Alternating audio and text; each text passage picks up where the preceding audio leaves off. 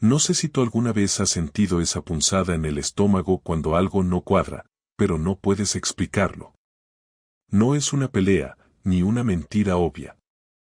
Es solo un detalle. Un gesto. Un error pequeño, casi imperceptible, pero que lo cambia todo. A mí me pasó un jueves por la tarde. Volvía a casa antes de lo normal porque se había cancelado una reunión en el curro. Nada del otro mundo. Un poco de tráfico por la M30, una playlist vieja en el coche y muchas ganas de tirarme en el sofá. Cuando llegué, la casa estaba en silencio, pero había movimiento. No el típico movimiento normal. No la lavadora, ni la tele encendida. Era como susurros, pasos rápidos, como cuando haces algo que no quieres que te pillen haciendo. Entré sin hacer ruido, por costumbre, y lo escuché, una carcajada masculina. No una risa de tele ni de video de YouTube. Era una risa en directo. En mi salón. Crucé el pasillo en silencio. La puerta del salón estaba medio cerrada, y vi algo que todavía hoy me parece sacado de una película, Laura, mi mujer, de pie junto a la mesa, recogiendo unas copas de vino. Había dos. Y lo peor, ella no parecía sorprendida de verme.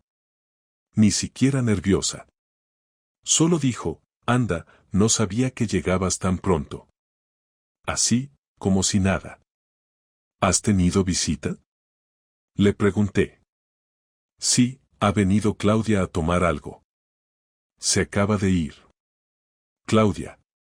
Claro. Qué conveniente. Lo curioso es que Claudia no tiene voz de hombre. Y te juro que no me estoy volviendo loco, yo escuché perfectamente una risa masculina. No dije nada más. Me fui a la cocina y abrí la nevera solo para hacer algo con las manos. Dentro, había una tarta. De esas que nunca compramos. De chocolate con fresas. No era ni su cumpleaños, ni el mío, ni celebrábamos nada. A partir de ahí empecé a ver las cosas diferentes. No es que me volviera paranoico, es que de repente me di cuenta de que había estado dormido en mi propia casa. Había detalles por todas partes. Cambios sutiles. Una copa mal colocada. Un perfume nuevo en el baño. Canciones tristes en su lista de Spotify. Esa noche dormimos espalda con espalda. Ella dijo que estaba cansada. Yo también. Mentira los dos. Pero no hablé. Todavía no. Lo único que hice fue quedarme mirando al techo, pensando en esa risa. Al día siguiente, cuando se fue a trabajar, revisé los vasos del salón. Los dos tenían marcas de labios. Uno con pintalabios rojo. El otro no, y eso fue lo peor. No el vaso. No la mentira. Lo peor fue que ya no confiaba en ella. Todo lo que hacíamos, todo lo que compartíamos, de repente se sentía hueco. Como si alguien hubiera cambiado las piezas de lugar mientras yo dormía. Así empezó todo. No con una pelea, ni con una confesión. Con una risa. Una maldita risa en mi salón. La cosa se descontroló rápido, más rápido de lo que yo mismo estaba preparado para asumir.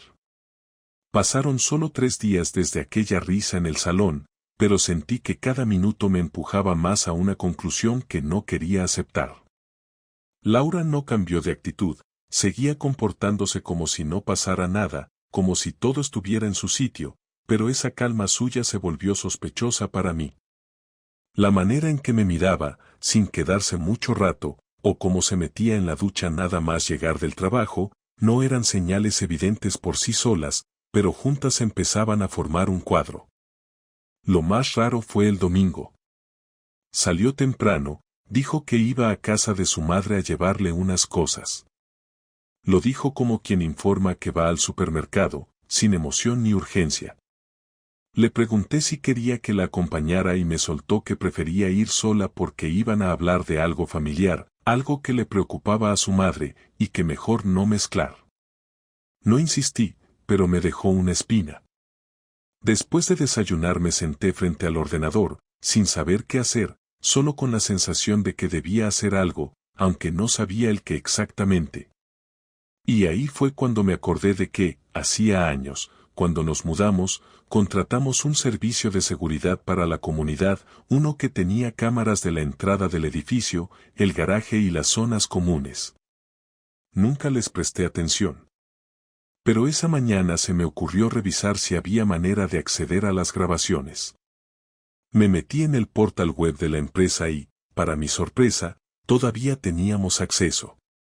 Tuve que buscar cómo iniciar sesión porque no recordaba la contraseña, pero la encontré en un viejo correo. Entré. En ese momento no sabía bien qué esperaba ver, pero algo dentro de mí estaba convencido de que si Laura estaba mintiendo, no lo estaba haciendo bien. Reproduje la grabación de la entrada del portal del jueves, el día de la risa.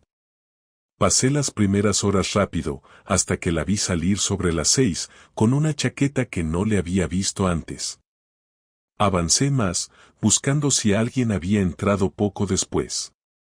Y sí, a las 6:23, un hombre alto, moreno, con camisa blanca y vaqueros, entró al edificio. No llevaba nada en las manos, ni mochila, ni bolsa, solo el móvil. No lo reconocí. No era ningún vecino, eso seguro. Me apunté la hora exacta y salté a las grabaciones del garaje. Vi su coche en la plaza, el Peugeot azul. 10 minutos después, el mismo hombre salía del ascensor, se dirigía directo al coche de Laura y se apoyaba en él. No parecía perdido. Miraba el móvil como si esperara una señal. Y entonces, volvió a entrar al ascensor. No quise avanzar más. Cerré la sesión y me quedé frente a la pantalla, con la mandíbula apretada y las manos sudadas. Me quedé ahí unos 10 minutos sin moverme, con una presión en el pecho que no sabía si era rabia o ganas de vomitar. Apagué el ordenador. Me senté en el sofá con la tele encendida sin volumen. No podía pensar. A los 40 minutos, Laura volvió.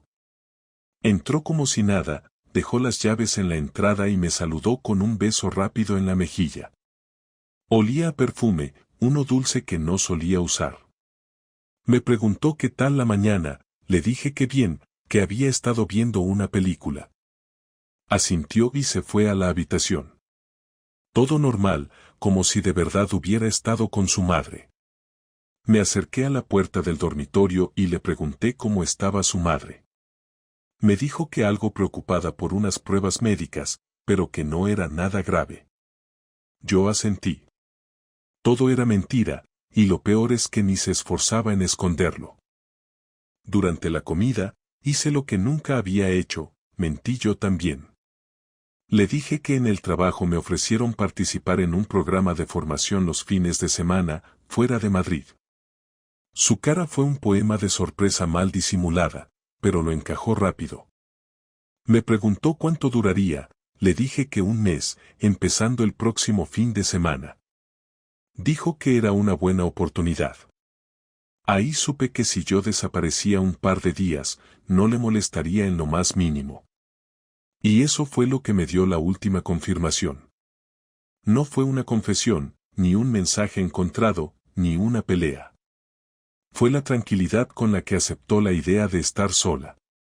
Por la noche, mientras ella se duchaba, volví al portal de cámaras. Esta vez busqué el domingo, solo por curiosidad. Y ahí estaba otra vez el mismo tipo, entrando al edificio a las 10:05. A las 11:40 salía, solo, sin Laura. Ese día ella me dijo que había estado con su madre toda la mañana. Cerré la sesión y respiré hondo. No hacía falta más. Lo que viene después no lo tenía planeado. Pero sabía que no podía quedarme así. Nadie va a venir a sacarte del barro cuando te están pisando. Y ella, mi mujer, la persona con la que había compartido años de vida, estaba jugándome por detrás en mi propia casa. Ya no tenía ninguna duda. La risa, las copas, las mentiras, el coche, las cámaras. Todo encajaba.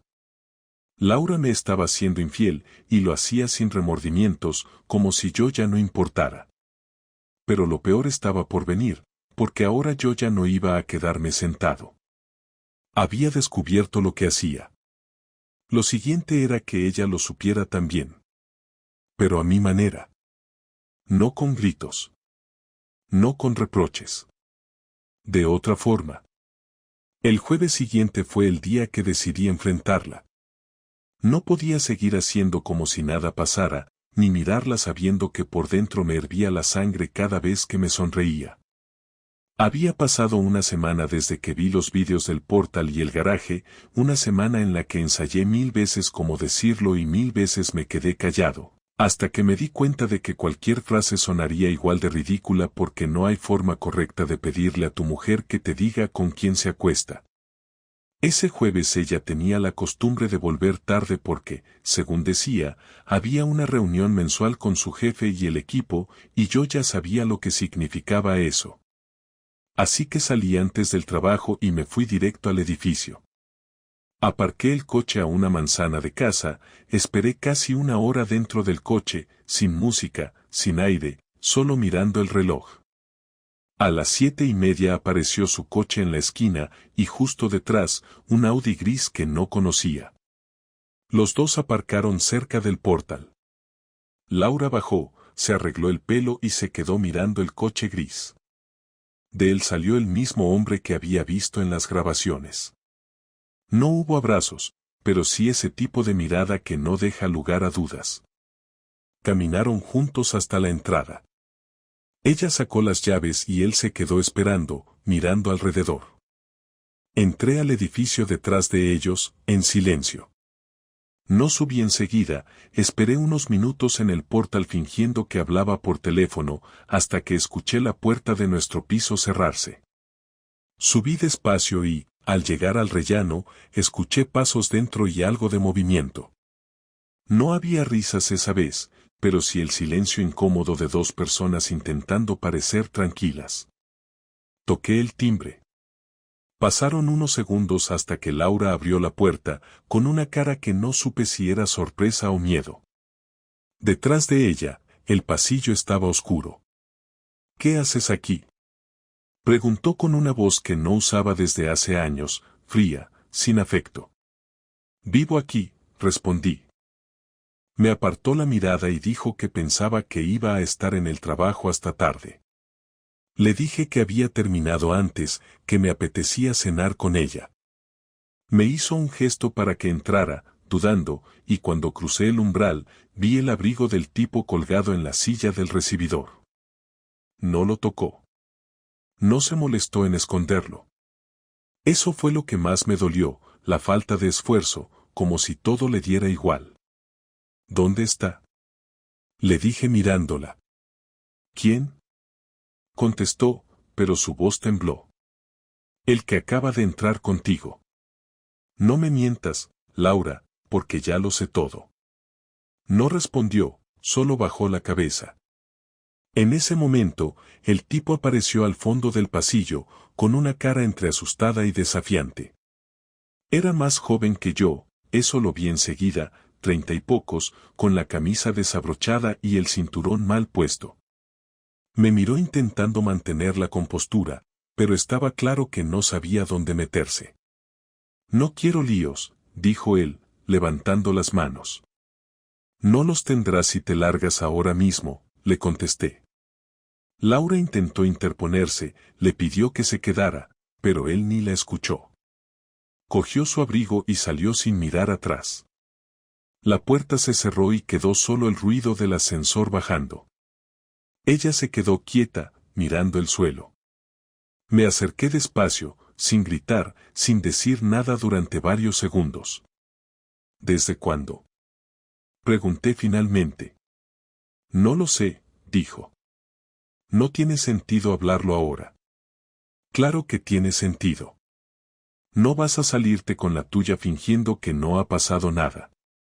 Quiero saber cuánto tiempo llevas acostándote con él. Se cruzó de brazos, respiró hondo y dijo que desde hacía un par de meses, que no era algo planeado, que simplemente pasó.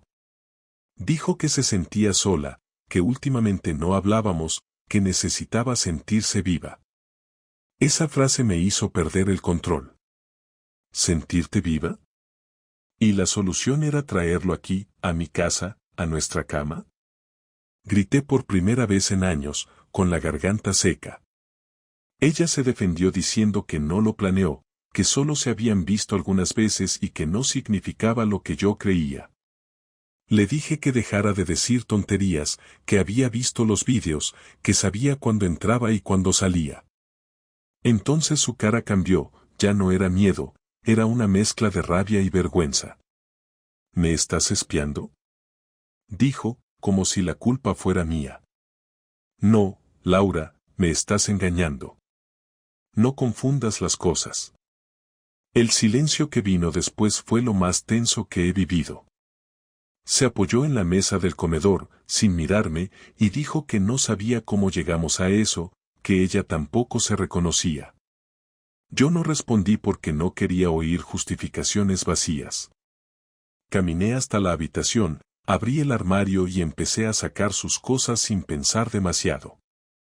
Ella entró detrás, llorando, diciendo que podía explicarlo, que no quería que terminara así.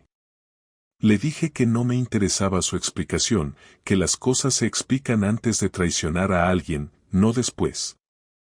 No te vayas, por favor, me dijo, hablemos mañana, cuando estés más tranquilo. No estoy enfadado, Laura, le respondí. Estoy decepcionado, que es peor. Recogí su bolso, se lo puse en la mano y le pedí que se fuera esa noche, que necesitaba espacio. Se negó, dijo que no iba a dejar su casa. Entonces fui yo quien salió. Cogí las llaves del coche y bajé sin mirar atrás. Conduje sin destino un buen rato por las calles de Madrid, dando vueltas sin saber a dónde ir.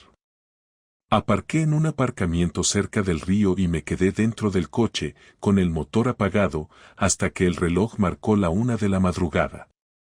No lloré, no grité, solo sentí una calma que no entendía, como si dentro de mí ya se hubiera roto algo que no se podía arreglar.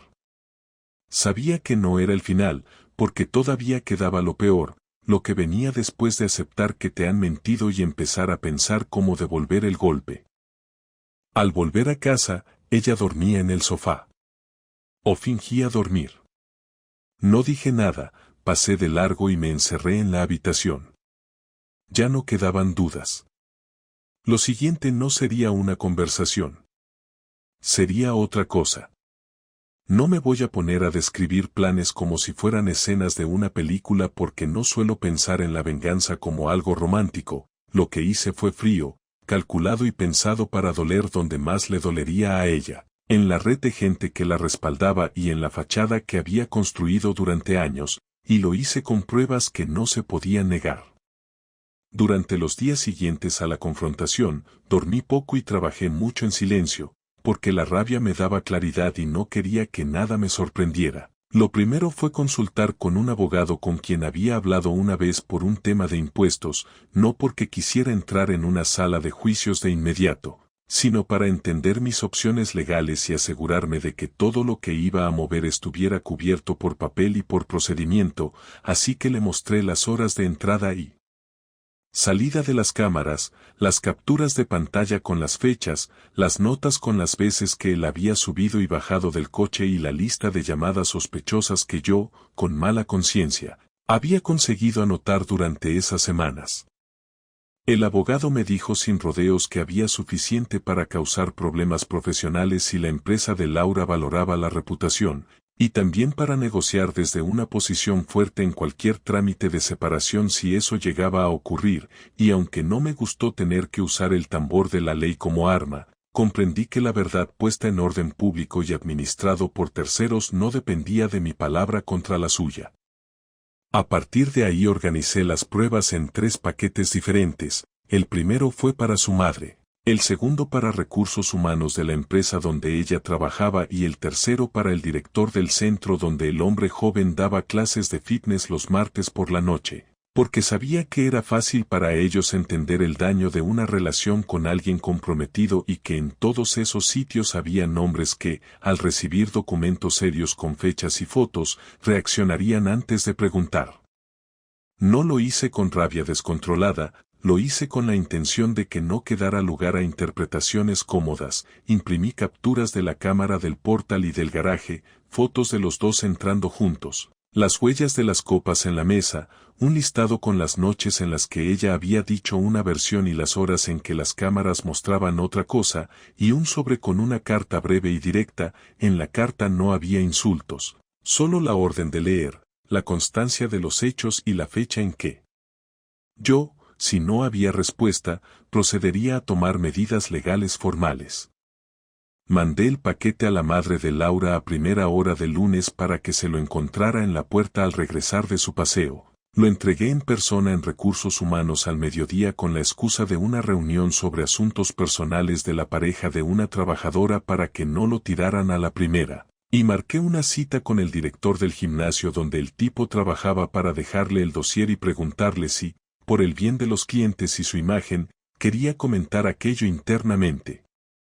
En los tres lugares vi la misma reacción de sorpresa que pocas veces se ve. La gente no esperaba algo tan concreto y, sobre todo, no esperaba que yo fuera tan metódico.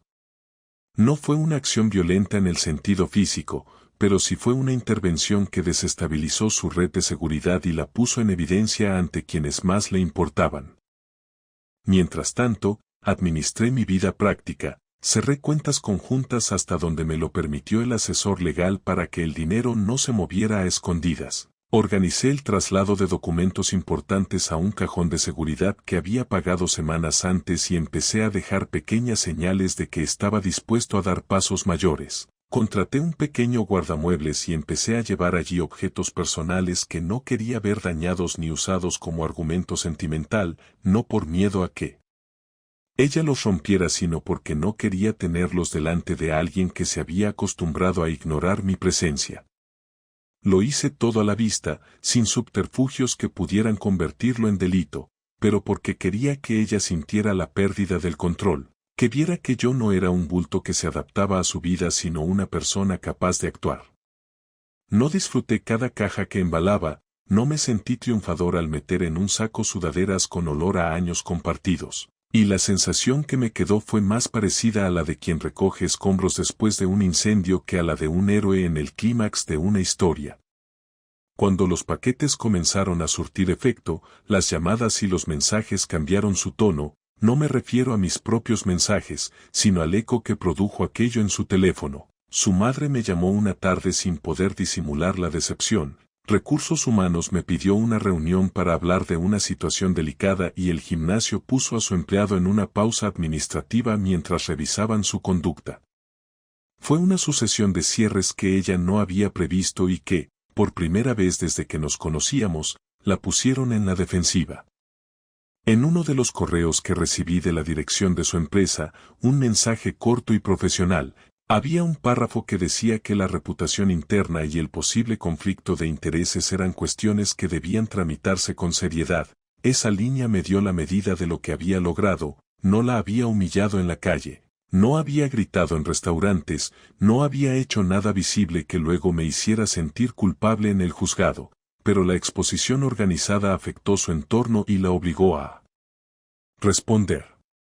En casa, las cosas se volvieron más frías. Ella ya sabía que yo había actuado y que había elegido corsés legales y gente fiable para poner los hechos sobre la mesa, y por primera vez vi en su mirada el pánico de quien comprende que perder el control tiene consecuencias. Hubo un momento, mientras todo se desmoronaba para ella, en el que pensé que una venganza real debía sanar algo en mí, o al menos hacer que dejara de sentirme humillado. La verdad fue otra. La sensación predominante fue una mezcla de vacío y alivio, como si al encender todas las luces de la habitación por primera vez en meses no encontrara lo que esperaba encontrar. No renegaba de lo que hice, porque había sido necesario para sacar a la superficie una realidad que no iba a desaparecer por arte de magia, pero tampoco celebré la ruina ajena. Vi a Laura pedir perdón en voz baja una noche, o al menos a intentar hablar, Lo escuché desde la cocina mientras doblaba ropa que iba al guardamuebles, y en su voz había vergüenza, arrepentimiento y algo de rabia por haber sido desenmascarada. Le dejé el mensaje en la contestadora pidiéndole que viniera al despacho del abogado si quería hablar, y esa llamada no tuvo el dramatismo que uno imagina en las novelas. Tuvo más bien la crudeza de dos personas que aceptan que algo se ha terminado y que queda decidir cómo distribuir lo que queda, porque la venganza, cuando no es destrucción ciega sino reacción organizada, termina abriendo la puerta a un proceso que no te devuelve lo pasado pero sí te devuelve la posibilidad de ordenar tu futuro. La conversación final no ocurrió en el salón, ni en la habitación, ni siquiera en la cocina donde solíamos hablar de cosas importantes antes de que todo se rompiera, sino en una sala blanca y neutra, con paredes sin fotos y una mesa de madera falsa que olía a desinfectante, dentro del despacho del abogado que habíamos acordado como lugar neutral para no caer en provocaciones ni dramatismos innecesarios.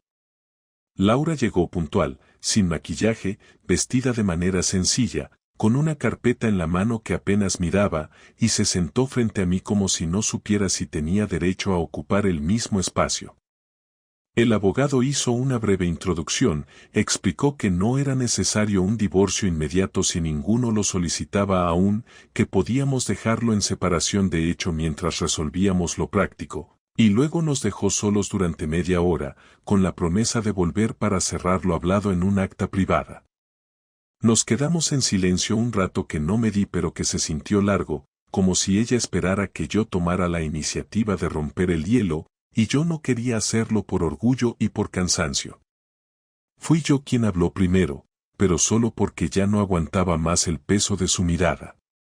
Le pregunté si tenía algo que decirme que no me hubiera dicho ya, no en defensa propia, sino algo honesto, algo que no buscara justificar ni suavizar nada, y durante un momento pareció dudar si valía la pena responder, pero finalmente asintió y me dijo que no quería mentirme más, que sabía que lo que hizo no tenía excusa, que el otro tipo no fue la causa del problema sino el síntoma de algo que llevábamos arrastrando mucho tiempo, que no lo planeó pero tampoco se resistió, y que una vez que cruzó el límite ya no supo cómo volver atrás. No dijo que me amaba, ni que quería arreglarlo, ni que había sido un error del que se arrepentía como una adolescente pillada, dijo simplemente que lo arruinó todo y que no esperaba que yo la perdonara, solo que entendiera que no lo hizo por odio, ni por venganza, ni por falta de respeto, sino por una mezcla de vacío, rutina y estupidez. Le dije que lo entendía, pero que eso no cambiaba nada, que yo también podía haber sentido frustración, rutina o incluso deseo de escapar, pero no lo hice, y que ese era el punto, cuando uno decide traicionar, no lo hace porque algo falla, sino porque acepta conscientemente que va a joderlo todo con tal de sentir algo distinto por unos minutos. Ella bajó la cabeza y me dijo que llevaba semanas imaginando este momento, que pensó en gritarme, en culparme, en decir que yo también fallé en muchas cosas, pero que después de lo que pasó, entendió que lo mejor que podía hacer era no empeorar más lo que ya estaba roto. Me dijo que había hablado con su madre, que no le dirigía la palabra desde que recibió el sobre, y que en la empresa la situación era tensa pero soportable, aunque no sabía si iba a poder aguantar mucho tiempo ahí después de todo. Yo le dije que no tenía interés en arruinarle la vida, que lo que hice fue para no dejar que se fuera de rositas mientras yo quedaba como el imbécil que no se enteró de nada, pero que si ella esperaba que yo pidiera disculpas por haber expuesto la verdad, estaba equivocada. Me miró con algo parecido a resignación, como si por fin entendiera que el hombre tranquilo que conocía ya no estaba allí, que lo que quedaba era alguien que solo quería cerrar este capítulo con la mínima dignidad posible. Entonces, ella sacó una hoja y me la pasó. Era una propuesta de separación de bienes y acuerdos prácticos para los próximos meses, reparto de cuentas, cancelación de servicios conjuntos, distribución de los muebles, todo detallado, sin exigencias absurdas. Me dijo que no quería pelear por dinero ni por objetos, que lo único que le importaba era salir de esto con un mínimo de paz. Le pregunté si quería quedarse en el piso o si prefería buscar otro sitio. Me dijo que se iría en cuanto encontrara algo, que no podía seguir durmiendo en un lugar donde todo le recordaba lo que había hecho, y que prefería empezar de cero, aunque fuera en un sitio más pequeño. Yo asentí, le dije que por mí no había problema, que si necesitaba un par de semanas más para organizarlo, las tenía. Ella sonrió con tristeza, no de esas sonrisas que buscan dar pena, sino como quien agradece que al menos la parte final no sea una guerra. Me preguntó si iba a pedir el divorcio formalmente o si iba a esperar. Le dije que necesitaba tiempo, no para perdonarla, sino para pensar si valía la pena seguir siendo parte de algo que me recordó lo peor de mí. Le dije que no creía que pudiera confiar en nadie en mucho tiempo, y que no quería meterme en un proceso largo si no era necesario. Laura se quedó callada unos segundos, luego se levantó, me dio la mano y me dijo que ojalá algún día pudiera recordarla sin rencor, que no esperaba volver, pero que no me deseaba mal. No contesté. Solo la miré marcharse con la misma calma con la que un día entró en mi vida. Cuando el abogado volvió, me preguntó si necesitábamos redactar algo más. Le dije que con eso bastaba por ahora, que lo demás se vería con el tiempo. Al salir del edificio no sentí alivio, ni victoria, ni rabia, solo una sensación rara, como si algo muy grande hubiera terminado pero no supiera qué hacer con ese espacio libre que quedó. No quise hablar con nadie ese día. No respondí mensajes, no encendí la televisión, no miré fotos viejas. Me preparé una cena sencilla y me fui a dormir pronto. Sabía que el día siguiente iba a ser igual que siempre, pero con la diferencia de que, por primera vez en semanas, iba a poder levantarme sin esperar que nada mejorara. Porque ya estaba todo dicho, y eso, aunque no lo parezca, es una forma de descanso. Después de esa última conversación, la vida no se transformó en nada emocionante ni distinto, simplemente siguió, pero con la sensación de que ahora todo estaba expuesto, como si ya no quedaran capas por quitar. Laura se marchó del piso 3 semanas después de lo pactado, y no porque quisiera quedarse más, sino porque le costó encontrar algo que pudiera pagar sin compartir con nadie. A mí no me importó esperar esos días extra porque ya no vivíamos juntos, solo compartíamos techo y una indiferencia tan grande que hacía que ni siquiera nos cruzáramos en los pasillos. Ella pasaba la mayoría del tiempo encerrada en la habitación, salía para ducharse o calentar algo de comida y luego volvía a encerrarse. Yo ya había hecho mi parte, desmontar la convivencia, desactivar los vínculos legales, repartir las cosas sin pelea y devolverle lo que fuera estrictamente suyo. Cuando se fue, no dejó nota, no mandó mensaje, no hizo gesto de despedida. Se llevó sus cajas un sábado por la mañana, en silencio, mientras yo estaba fuera haciendo la compra. Lo supe porque al volver ya no estaba su cepillo en el baño, ni sus zapatillas junto a la cama, ni los imanes de la nevera con las fotos de sus sobrinas. Me senté a comer solo, abrí una cerveza, miré alrededor y entendí que esa casa ya no era nuestra casa desde hacía mucho. Durante las primeras semanas sin ella, me sentí raro, no tanto por extrañarla, sino por la costumbre de vivir con otra persona. Esos gestos automáticos de poner 2 platos en la mesa, dejar un espacio en el armario, bajar el volumen de la tele por si alguien dormía, todo eso se me quedó pegado por inercia. Lo que más me impactó no fue la soledad, sino la cantidad de tiempo libre mental que de repente tenía. Ya no gastaba energía en sospechar, en analizar palabras, en fingir calma. Por primera vez en meses, podía sentarme en el sofá y simplemente estar, sin esperar el sonido de una llave girando ni una mentira disfrazada de rutina. Mis amigos más cercanos empezaron a enterarse poco a poco. Algunos lo sabían desde el principio, otros se fueron dando cuenta cuando dejé de hablar de ella. No fui dando detalles a todos, solo a quienes sabía que no lo convertirían en una novela. Con los demás, dije que habíamos decidido separarnos y que no hacía falta dramatizar. No buscaba consuelo, ni validación, ni consejos. Solo quería que el tema dejara de ser central en mi vida. Lo había sido durante demasiado tiempo, incluso antes de descubrir la verdad. Una tarde, mientras revisaba documentos viejos que tenía en una carpeta con cosas personales, encontré una lista que habíamos hecho juntos hacía años, con planes para un viaje al norte, restaurantes que queríamos probar, lugares que queríamos visitar. No me afectó como pensé que lo haría. No sentí pena ni nostalgia, solo una especie de distancia, como si esa pareja que escribió esa lista fueran otras personas que ya no existen. Cerré la carpeta y seguí ordenando sin quedarme pegado al recuerdo. Laura intentó escribirme un par de veces desde que se fue. No mensajes largos ni para buscar reconciliación.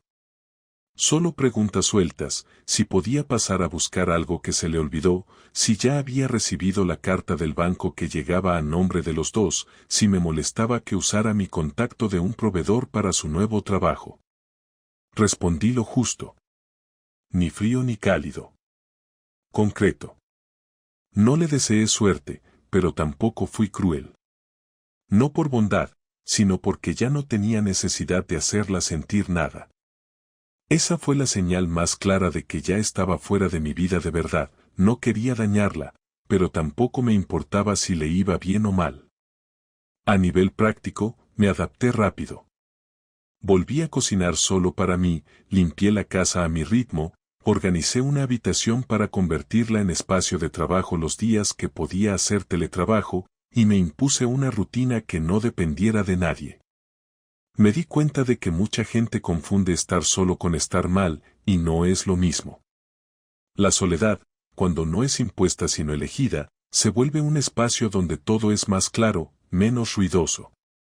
Tenía la cabeza despejada, dormía bien, y no tenía que mirar a nadie para saber si estaba haciendo algo que molestaba. No planeo volver a estar con alguien por ahora. No por miedo ni por trauma, sino porque estoy bien así. Aprendí que no se puede controlar lo que otra persona decide hacer, pero sí se puede decidir qué haces tú cuando todo se derrumba. No soy un héroe, ni un mártir, ni alguien con una historia ejemplar. Soy un tipo que vivió algo que le podría pasar a cualquiera y que eligió no quedarse esperando que la otra persona resolviera el desastre que había causado. Me tocó actuar, defenderme y recomponerme a mi manera. Lo que aprendí de todo esto es que los vínculos se rompen mucho antes de que te des cuenta. No cuando se acuestan con otro, no cuando te mienten, sino cuando dejan de mirarte como alguien que importa. Lo demás es consecuencia. Lo que viene después es reacción. La herida tarda en cerrar, pero lo hace. Y cuando lo hace, no queda rabia, ni deseo de venganza, solo una calma nueva. Es rara al principio, pero después se vuelve tu aliada. Hoy es lunes, empieza otra semana, tengo trabajo pendiente, un café a medio tomar y la nevera casi vacía. Nada especial, pero por fin siento que estoy empezando de nuevo. A mi manera. Sin dar explicaciones. Sin arrastrar la culpa de otro. Sin esperar nada que no venga de mí. Y eso, al final, es suficiente.